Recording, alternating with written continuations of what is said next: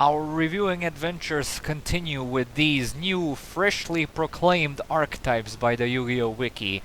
And in today's episode we have the Protective Seal archetype, which originates from the user Yugimoto because he used most of the cards in the archetype here.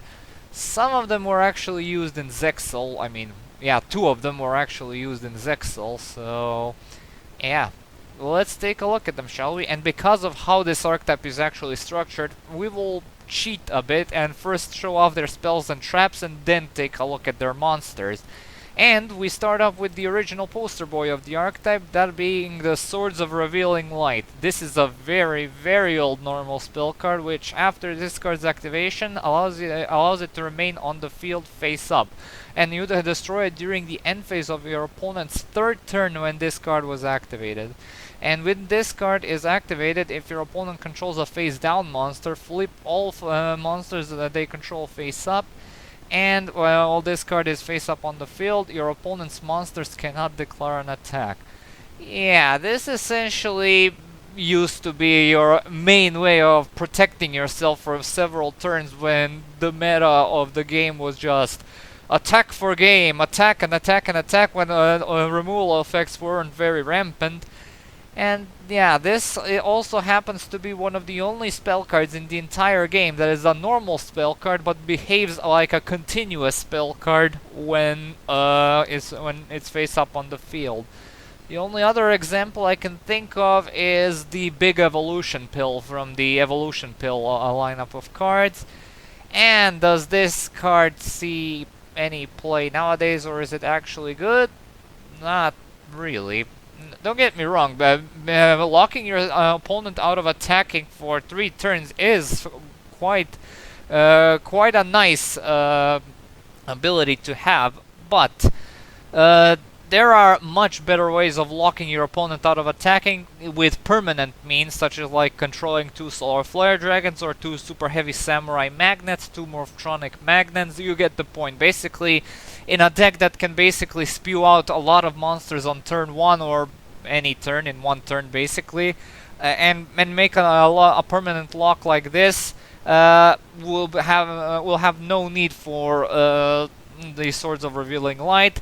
And as for the other effect, to flip all face down monsters to face up, well, that's about as irrelevant as DD Jet Tyrant, so not in the slightest. Yeah, if you actually flip the monsters face up with this, it still triggers their flip effects. So yeah, if you happen to be playing against a Lightsworn player, you flip Raikou, well, then say goodbye to your Swords of Revealing Light instantly. So yeah, and you also made them +3. So yeah, if it ignored flip effects, I would not be needing this rant right here. But even with that, fighting flip effect monsters in this day and age is not something not something to make that much of a fuss about. The only relevant flip based archetype are Shadows, and even though they don't see as much play as they used to, I still would not recommend just attacking Swords of Revealing Lights just to screw over with their flip effects. So yeah. Anyway, Swords of Revealing Light are not that very good today, and you should most likely ignore it. And next up we have the dark counterpart, the Swords of Concealing Light. This one actually is a continuous spell, so wonderful. And destroy this card after your second standby phase after activation, and when this card resolves, change all monsters your opponent controls to face down defense position, and monsters your opponent controls cannot change their battle positions.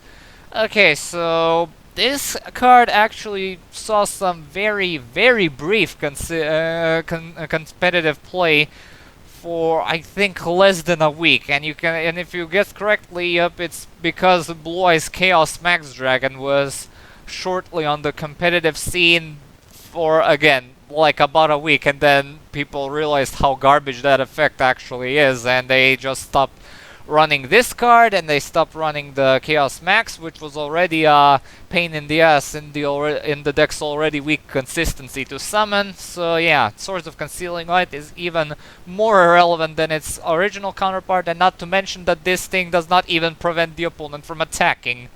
Wonderful. Anyway, next up we have Swords of Burning Light, another continuous spell.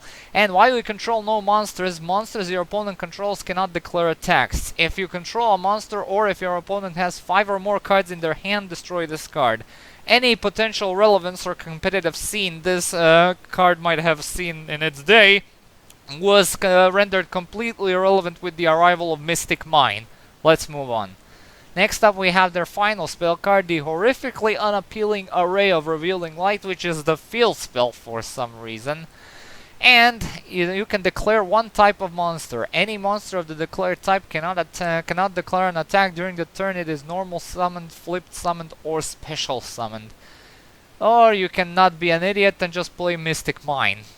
Moving on. Next up we have their first trap card, and this is quite a famous trap card since it's actually limited to this very day. Wall of Revealing Light is a continuous trap, and you activate it by paying multiples of 1000 life points. Monsters your opponent controls cannot attack if their attack is less than or equal to the amount you paid. So yeah, essentially if you play this, you basically activate this and pay 7000 life points to prevent any 7000 attack or below monsters from attacking.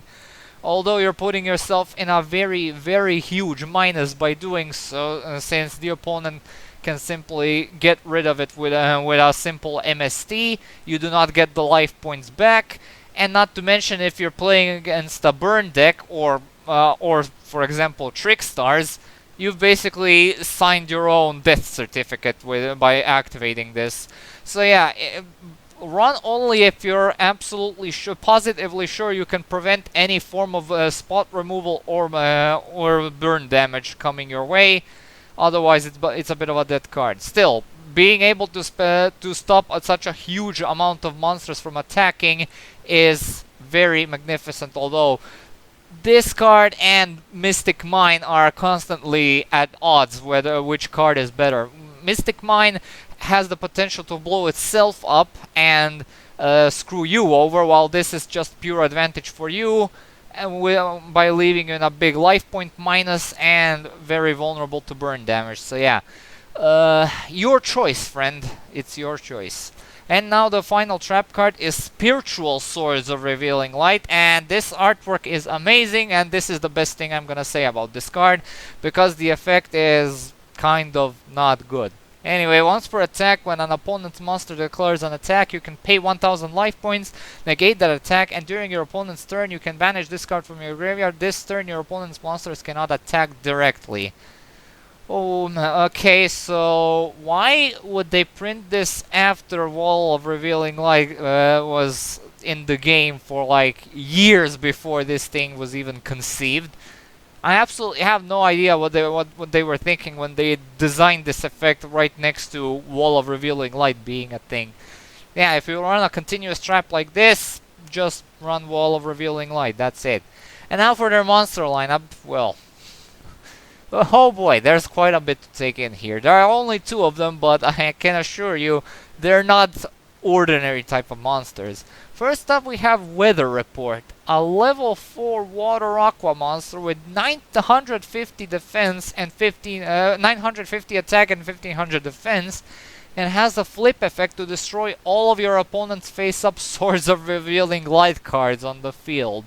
And if Swords of Revealing Light is destroyed, the original, not the spiritual swords, by any chance if your opponent happened to be playing it, you can perform your battle phase twice this turn, or your next turn if activated during your opponent's turn. So yeah, this is actually one of the only 2 cards in the entire game which allows you to conduct your battle phase twice, and the reason why all of those cards which have the effect this card can attack twice during each battle phase have the word each battle phase instead of this card can attack twice during the battle phase. It's because of the existence of this thing, and the other card is a trap card, but I'm not sure what its name is and what the activation condition actually is. But yeah, basically, in order to actually pull this effect off, which just requires an ungodly amount of setup, the best thing to do is just simply give your opponent the Swords of Revealing Light with something like exchange or gift exchange, or pray to God that that they activate your Swords of Revealing Light from your graveyard by using something like Double Spell or Gravekeeper or Grave Robber, if they actually run cards that old and not that unplayable. Okay, Double Spell actually does see some play, while Grave Robber absolutely does not see play, so yeah. Anyway, next up we have their final monster, which is the Swordsman of Revealing Light. This is a level 8 monster with 0 attack and 2400 defense, and when an opponent's monster declares a direct attack, you can special summon this card from your hand. Then if this card's defense is higher than the attacking monster's attack, destroy that attacking monster. An Xyz monster that was summoned using this card as on the field and as material gains this effect. Each turn, the first time this card will be destroyed by battle, it is not destroyed. Okay, so the last effect is very nonsensical, since the archetype does not have any Xyz monsters to speak of, and I was quite baffled when I first saw this effect and was like, what? Why does this thing have that effect? And then when I saw the anime version of card tips page, I saw that Yuma Tsukumo actually used this card in the duel. I have no idea in which duel, since he never ran any rank 8 Xyz monsters. But yeah, it's fine if you're playing it for the Xyz battle protection effect. But anyway, the first effect is actually, again, it does not stop an attack, it just destroys a monster if it happens to have 2400 or less attack. So yeah, but 2400 defense is it's average at best. It will protect you nonetheless, but it won't make any significant changes to your to the board if you're actually running this. And if you crave an attack stopper in monster form, just run Swift Scarecrow, Battle Fader, or well, basically any other cards which can actually stop attacks which are monsters. So yeah. Now time for the grades. This is obviously a tech archetype, so again, they're not getting anywhere in terms of competitive viability. None of them are actually that good, with the sole exception being Wall of Revealing Light. So I'll be a bit generous and give and with all the grades getting a 1 out of 3. The only thing that's not getting a 1 out of 3 is the versatility, because the existence of Wall of Revealing Light. And I'll give versatility a 2 out of 3 just because Wall of Revealing Light exists. So yeah. And that was the second archetype of this little sidetrack. The next one I'll also look at before returning to the archetypes that I set to review earlier, and kind of started doing that. So yeah, before I return to the archetypes that were reviewed on Rank 10 Yu-Gi-Oh's channel, I will be taking a look at a GX era archetype. And yeah, I also am a bit puzzled how they decided to treat that set of cards as an archetype, since there is a theme in that archetype. But yeah, I'll get to that when we actually get to that video. As for this one, thank you all so much for watching. Stay tuned for more videos and updates. Comment, like, and subscribe. And as usual, I'll upload the next vid whenever I can. So see you all and have a good day. Peace.